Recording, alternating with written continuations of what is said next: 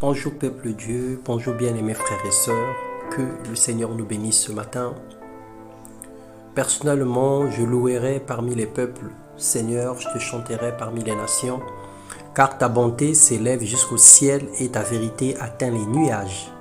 Élève-toi au-dessus du ciel, ô Dieu, que ta gloire resplendisse sur toute la terre. C'était la prière de David dans les psaumes et ce matin j'en fais mienne. Que le Seigneur vous bénisse. Nous allons partager la parole de Dieu sous le thème « Aimer Dieu et le servir ». Dans Jacques, le chapitre 4, le verset 4 à 6, la Bible déclare « Adultères que vous êtes, ne savez-vous pas que l'amour pour le monde est synonyme de la haine contre Dieu? Celui donc qui veut être l'ami du monde se fait l'ennemi de Dieu. Croyez-vous que l'Écriture parle sans raison ou en vain? C'est avec jalousie que Dieu aime l'Esprit qui habite en nous. Cependant, la grâce qu'il accorde est plus grande encore. » Bien-aimés de Dieu, le Seigneur nous aime.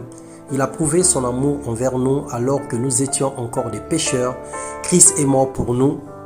Il nous soutient, pourvoit nos besoins, met à notre disposition une armée céleste pour assurer notre protection nuit et jour. Mais en retour, est-ce que nous aimons Dieu? Soyons sincères, quel degré d'affection avons-nous pour le Seigneur Jésus-Christ? Jusqu'où peux-tu aller avec lui? Dans Josué le chapitre 23, les versets 11 et 13, la Bible déclare « Veillez donc attentivement sur vous-même afin d'aimer l'Éternel, votre Dieu. Si vous détournez de l'Éternel, soyez certains que l'Éternel, votre Dieu, ne continuera pas à chasser ces nations devant vous. » L'amour pour Dieu consiste à garder ses commandements, à faire sa volonté, à haïr le monde et ses désirs, à aimer son prochain comme soi-même. Il est important que cet amour soit réciproque, bidirectionnel. Nous devrons montrer au minimum notre amour pour Dieu, en l'obéissant, en faisant sa volonté et en manifestant notre affection vis-à-vis de nos semblables. Seigneur, nous te demandons pardon pour notre égoïsme. Nous exigeons plus de toi, mais nous faisons peu en retour. Donne-nous des cœurs nouveaux, pleins d'affection pour toi. Bien-aimé, c'est important d'aimer Dieu et de le servir.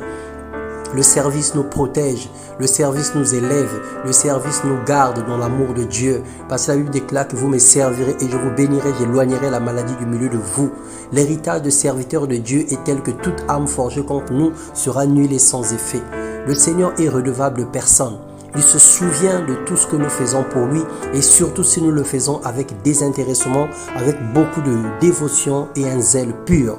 Alors aime le Seigneur en faisant sa volonté, en aimant ton prochain, en t'éloignant des mauvaises personnes, en t'éloignant de tout ce qui est mal, en s'éloignant de tout ce qui est impur et en étant disponible pour faire sa volonté.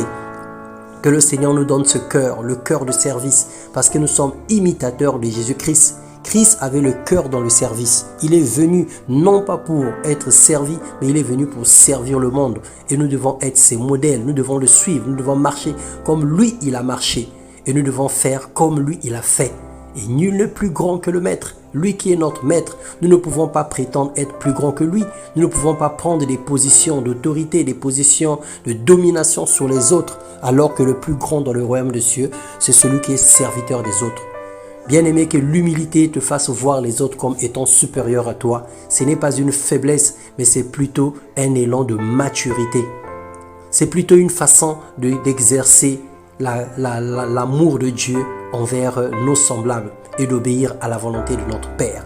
Que le Seigneur nous bénisse et grâce dans vos vies, dans vos maisons, et que le Seigneur vous comble de toutes sortes de bénédictions. Que tout ce que vous allez faire durant la journée puisse connaître une réussite dans le nom puissant de Jésus. Amen.